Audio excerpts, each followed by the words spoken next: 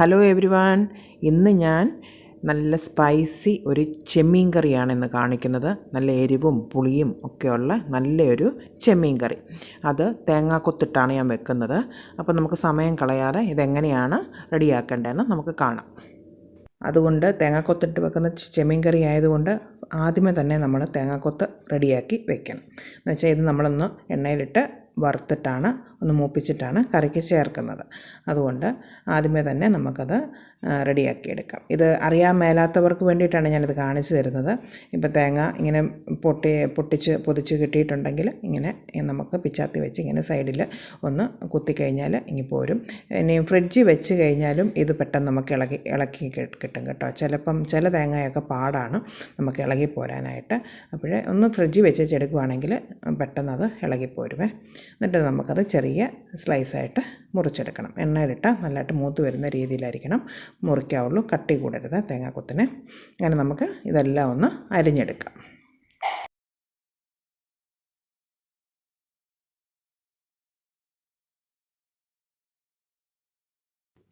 വെളിച്ചെണ്ണയാണ് ഞാൻ ഈ ചെമ്മീൻ കറിക്ക് ഞാൻ യൂസ് ചെയ്യുന്നത്. നാടൻ ഫുഡായതുകൊണ്ട് വെളിച്ചെണ്ണയായിരിക്കും ടേസ്റ്റ്. അപ്പോൾ എണ്ണ ചൂടായി വന്നപ്പോൾ ഞാൻ കടുകിട്ടു. ഒരു അര കപ്പോളം ചുവന്നുള്ളി അരിഞ്ഞു വെച്ചേക്കണം. ചുവന്നുള്ളിയും വറ്റൽമുളകും കറിവേപ്പിലയും ഇഞ്ചിയും വെളുത്തുള്ളിയും കൂടി ഇട്ടിട്ട് വേണം നമുക്ക് മൂപ്പിക്കാനായിട്ട്. ഇതിന് കുറച്ച് കൂടുതൽ ഇഞ്ചിയും വെളുത്തുള്ളിയും വേണം. ഒരു അര കപ്പോളം ഇഞ്ചിയും വെളുത്തുള്ളിയും അരിഞ്ഞതും കൂടെ നമുക്ക് ചേർത്ത് കൊടുക്കാം. നൈസായിട്ട് അരിയുകയാണെങ്കിൽ അതായിരിക്കും നല്ലത്. ഇല്ലെങ്കിൽ ഒന്ന് ചതച്ചിട്ട് ഇട്ട് കൊടുത്താലും മതി. ഇനി അതെല്ലാം കൂടെ നന്നായിട്ടൊന്ന് മൂത്ത് വരട്ടെ. ഇത് ജസ്റ്റ് ഒന്ന് വാടി വരുമ്പോഴത്തേക്കിനും തേങ്ങാക്കൊത്തും കൂടെ നമുക്ക് ചേർക്കാമേ. കരിഞ്ഞു പോകാതെ സൂക്ഷിച്ചോണേ. വെളിച്ചെണ്ണയിൽ ചെയ്യുന്നതായിരിക്കും ഈ കറിക്ക് ഏറ്റവും ടേസ്റ്റ്. എന്ന് വെച്ചാൽ നമ്മുടെ തനി നാടൻ ഫുഡല്ലേ ഇത്. അതുകൊണ്ട് വെളിച്ചെണ്ണയിലാണ് ഇത് ചെയ്യേണ്ടത് കേട്ടോ. ഒരു അര കപ്പോളം ഞാൻ തേങ്ങാക്കൊത്ത് ചേർത്തിട്ടുണ്ട് കേട്ടോ. തണുത്തിരിക്കുകയാണ് എണ്ണ, അതുകൊണ്ടാണത് വീഴാൻ താമസം. കുറച്ച് എണ്ണയും കൂടെ ആവശ്യമായിരുന്നു, അതുകൊണ്ടാണ് ഞാൻ അതും കൂടെ ചേർത്ത് കൊടുക്കുവാണ്. ഇപ്പോൾ എണ്ണ ഒത്തിരി വേണ്ടാത്തവർക്ക് ഒത്തിരിയൊന്നുമില്ല. ഇപ്പോൾ എല്ലാം കൂടെ ഞാനൊരു 3 സ്പൂൺ എണ്ണയോ മറ്റോ ആവശ്യം വരത്തുള്ളൂ എൻ്റെ മീൻ കറിക്ക്. എപ്പോഴും 2 സ്പൂൺ എണ്ണ താളിക്കാനും 1 സ്പൂൺ അവസാനം ഒഴിച്ചെടുക്കാനായിട്ടും. അത്രയേ ഉള്ളൂ ഇവിടുത്തെ എണ്ണയുടെ ഒരു യൂസേജ് എന്ന് പറയാനായിട്ട് ഒരു മീൻ കറിക്ക്. മീൻ കറികൾക്ക് നമ്മൾ സാധാരണ തേങ്ങാക്കൊത്ത് ഇടാറില്ല. പക്ഷെ നമ്മൾ ചെമ്മീൻ കറിയൊക്കെ വെക്കുമ്പം തേങ്ങാക്കൊത്ത് ഇച്ചിരി ഇടാറുണ്ട്. അത് അതിൻ്റെ ടേസ്റ്റ് എപ്പോഴും എൻഹാൻസ് ചെയ്യത്തേ ഉള്ളൂ കേട്ടോ. നല്ല ടേസ്റ്റായിരിക്കും അങ്ങനെ വെക്കുന്ന ചെമ്മീൻ കറിക്ക്. ഇപ്പം ഞാൻ ഇങ്ങോട്ട് മാറ്റി വെച്ചിട്ടുണ്ട്. അടുപ്പിൽ നിന്ന് എടുത്ത് ഇങ്ങോട്ട് മാറ്റി. എന്ന് വെച്ചാൽ ഇനി ഒത്തിരി ചൂടാവണ്ട, അത് മതി. ഇനി നമുക്ക് ആ ഉള്ള ചൂടിനകത്തോട്ട് പൊടിയും കൂടെ ഇട്ട് നമുക്ക് മൂപ്പിച്ചെടുക്കാം. ഇപ്പോഴും ഞാൻ ഒരു 1/4 ടീസ്പൂൺ മഞ്ഞൾപ്പൊടി ഇപ്പോൾ ചേർത്ത് കൊടുക്കുകയാണ്. വേണമെങ്കിൽ നമുക്ക് പിന്നെ കുറച്ചും കൂടെ ആഡ് ചെയ്യാം. ഇപ്പോൾ ഈ മഞ്ഞളിടുമ്പോൾ പെട്ടെന്ന് ഈ തേങ്ങാക്കൊത്തും ഈ ഉള്ളിയൊക്കെ നന്നായിട്ട് പെട്ടെന്ന് മൂത്ത് വരും. അതുകൊണ്ടാണ് ഇപ്പോൾ ഞാൻ മഞ്ഞളിട്ട് കൊടുത്ത് ശരിക്കും നമുക്കൊന്ന് മൂപ്പിച്ചെടുക്കാം. ഇത് നമുക്ക് പെട്ടെന്ന് വെക്കാൻ പറ്റുന്ന ഒരു ചെമ്മീൻ കറിയാണ് കേട്ടോ. എല്ലാം കൂടെ എനിക്ക് തോന്നുന്നത് ഒരു തിളയ്ക്കുന്നതും കറി എല്ലാം പാകമായിട്ട് വരാനും 20-25 മിനിറ്റ്സിനുള്ളിൽ നമുക്ക് ഈ കറി റെഡിയാകും. പിന്നെ കുറച്ച് നേരം എപ്പോഴും ഏത് കറിയും ഒന്ന് ഇരിക്കുമ്പോഴാണല്ലോ എല്ലാം ഒന്ന് സെറ്റായി വരുന്നത്.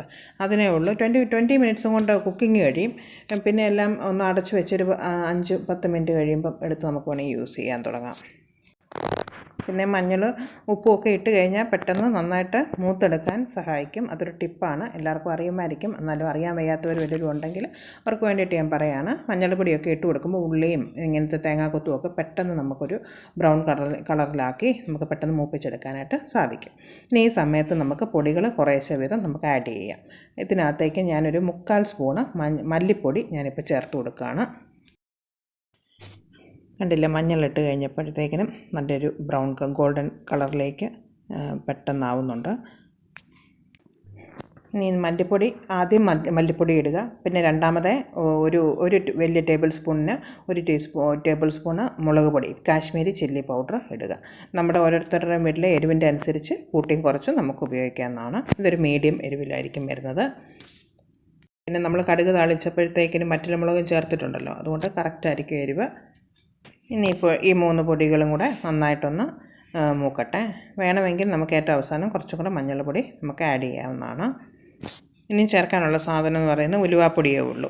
അത് നമ്മൾ ഉലുവ കുറച്ച് വറുത്ത് പൊടിച്ച് വെക്കുകയാണെങ്കിൽ എല്ലാ കറികൾക്കും ഈസി ആയിരിക്കും ചേർക്കാനായിട്ട്. അതൊരു 1/4 ടീസ്പൂൺ ഉലുവാപ്പൊടിയും കൂടെ ഞാനിപ്പോൾ ചേർത്ത് കൊടുത്തു. ഇനി ഇതെല്ലാം കൂടെ ഒരുമിച്ചൊന്ന് നന്നായിട്ടൊന്ന് മൂക്കുന്ന മണം നമുക്ക് അറിയാൻ പറ്റും. അത് ആ ഒരു കണക്കിന് വരുമ്പോഴത്തേക്കും നമുക്കത് ഞാൻ ചട്ടിയിലാണ് ഇവിടെ സാധാരണ മീൻകറി വെക്കാറുള്ളത്. അതുകൊണ്ട് ഒരു ചട്ടിയൊക്കെ എടുത്ത് നമുക്ക് റെഡിയാക്കി ഈ കൂട്ട് നമുക്കതിലേക്ക് ഇട്ട് കൊടുക്കാം. മീൻകറി എപ്പോഴും ചട്ടി വെക്കുന്നതാണല്ലോ അതിൻ്റെ ഒരു ടേസ്റ്റ്. അപ്പോൾ നമുക്ക് ഈ കൂട്ട് ചട്ടിയിലേക്ക് മാറ്റി ആവശ്യത്തിന് വെള്ളവും ചേർത്ത് നമുക്ക് തിളപ്പിക്കാനായിട്ട് ഒരുങ്ങാം. ചിലർ ഡയറക്റ്റ്ലി ചട്ടിയിൽ തന്നെ കടുക് താളിച്ച് ചേർക്കാറുണ്ട്. ഞാൻ പക്ഷേ ഇങ്ങനെ എപ്പോഴും സെപ്പറേറ്റായിട്ട് ഫ്രൈങ് പാനിൽ ചെയ്തിട്ട് ചെയ്യാറുള്ളൂ. എനിക്കങ്ങനെ ചെയ്ത് കഴിയുമ്പോൾ ഞാൻ പക്ഷേ ചട്ടിയിൽ എനിക്ക് താളിക്കുമ്പോൾ എപ്പോഴും ചട്ടിയുടെ ഒരു പുകച്ചൊവ അതിൽ വരുന്നുണ്ട്. അതുകൊണ്ട് ഞാൻ ചട്ടിയിൽ ഒരിക്കലും കടുക് താളിക്കാറില്ല. ഇപ്പം ആവശ്യത്തിന് വെള്ളം ഞാൻ ചേർത്ത് കൊടുക്കുകയാണ്. ചൂടുവെള്ളമാണ് ഞാൻ യൂസ് ചെയ്യുന്നത് എപ്പോഴും. അതും കൂടെ ഒഴിച്ച് നമുക്ക് തിളപ്പിക്കാം. പച്ചവെള്ളം ചേർക്കുന്നതിലും എപ്പോഴും നല്ലത് ചൂടുവെള്ളം ചേർത്ത് കറി തിളപ്പിക്കാൻ വെക്കുന്നതാണ് എപ്പോഴും ടേസ്റ്റും. നമുക്ക് കാര്യങ്ങൾ കുക്കിംഗ് പെട്ടെന്ന് ഫിനിഷ് ആകാനും നല്ലത് അത് തന്നെയാണ്. ഈ സമയത്ത് നമുക്ക് ആവശ്യത്തിന് കുടംപുളി, ഒരു 4-5 പീസ് കുടംപുളി എടുത്ത് വെച്ചിട്ടുണ്ട്. വാളംപുളി വേണ്ടിയവർക്ക് വാളംപുളി ചേർക്കാം. പക്ഷേ ഈ കറിക്ക് ഞാൻ കുടംപുളിയാണ് ചേർക്കുന്നത്. കുടംപുളിയാണ് ടേസ്റ്റ് തരുന്നത്. ഞാൻ 4-5 പീസ് കുടംപുളി കഴുകി വെച്ചിട്ടുണ്ടായിരുന്നു. അത് ഞാനിപ്പോൾ ആഡ് ചെയ്ത് കൊടുത്തു. കുറച്ചും കൂടെ വെള്ളം വേണമായിരുന്നു. അതും കൂടെ ഞാനിപ്പോൾ ചേർത്തു. ഇനിയും നമുക്ക് ഇതെല്ലാം ഇപ്പം തന്നെ നന്നായിട്ട് പെട്ടെന്ന് കണ്ടില്ലേ തിളയ്ക്കാൻ തുടങ്ങിയ വെള്ളം. ഇപ്പം ഒന്ന് അടച്ച് വെക്കുക. അത് അപ്പോഴും നല്ലതായിട്ടൊന്ന് തിളച്ച് വരട്ടെ. കുറച്ചും കൂടെ എനിക്ക് തോന്നുന്നു മഞ്ഞൾപ്പൊടിയുടെ ആവശ്യമുണ്ടെന്ന് തോന്നുന്നു. നമുക്ക് കുറച്ച് മഞ്ഞളും കൂടെ ആഡ് ചെയ്ത് കൊടുക്കാം. ആവശ്യത്തിന് ഉപ്പും കൂടെ ഈ സമയത്ത് നമുക്ക് ചേർത്ത് കൊടുത്ത് ഇനി ഒരുമിച്ച് നന്നായിട്ട് തിളയ്ക്കട്ടെ. തിളയ്ക്കുമ്പോഴത്തേക്കിന് ആ പുളിയൊക്കെ അതിലേക്ക് ഇറങ്ങി എല്ലാം ഒന്ന് സെറ്റായി വരും. അപ്പോൾ ആവശ്യത്തിന് ഉപ്പ് ഇപ്പോൾ ആദ്യം നമ്മൾ കുറച്ച് ഉപ്പല്ലേ ഇട്ടുള്ളൂ. ഇതിപ്പം കുറച്ചും കൂടെ നമ്മളിട്ടു. ഈ കൂട്ട് നന്നായിട്ട് തിളച്ചിട്ട് മാത്രമേ കഷ്ണങ്ങൾ നമ്മൾ ചേർത്ത് കൊടുക്കാവുള്ളൂ. ഇപ്പോൾ ഒരു 3/4 കിലോയിൽ മേളിലാണ് ഞാനിപ്പം ചെമ്മീൻ ചേർത്ത് കൊടുക്കുന്നുള്ളൂ. ബാക്കി ഞാനിപ്പം 1 കിലോ ചെമ്മീൻ മുഴുവത്തോടെ ഞാൻ ചേർക്കുന്നില്ല ഇപ്പോൾ കണ്ട നമ്മുടെ കൂട്ട് നന്നായിട്ട് തിളച്ചു. ഇനി നമുക്ക് കഴുകി വൃത്തിയാക്കി മഞ്ഞളും ഉപ്പും നാരങ്ങ നീരും ഇട്ട് കഴുകി വെച്ച ചെമ്മീനാണ്. മുതുകിൻ്റെ ഭാഗം നന്നായിട്ട് പൊളന്ന് ആ ഞരമ്പൊക്കെ മാറ്റിയിട്ടുണ്ട്. ഇനി ഇത് നമുക്ക് ആവശ്യത്തിന് ഇട്ട് കൊടുക്കുക. ചട്ടിയുടെ വലിപ്പം അനുസരിച്ച് വേണം കഷ്ണങ്ങൾ ഇടാനായിട്ട്. ചട്ടിക്കകത്ത് കൊള്ളുന്ന കഷ്ണങ്ങളെ ഇടാവുള്ളൂ. ഒത്തിരി അങ്ങ് ഇട്ട് കഴിഞ്ഞാൽ അത് കറി ഫ്ലോപ്പായി പോകും. അതുകൊണ്ട് അതെപ്പോഴും ശ്രദ്ധിക്കുക.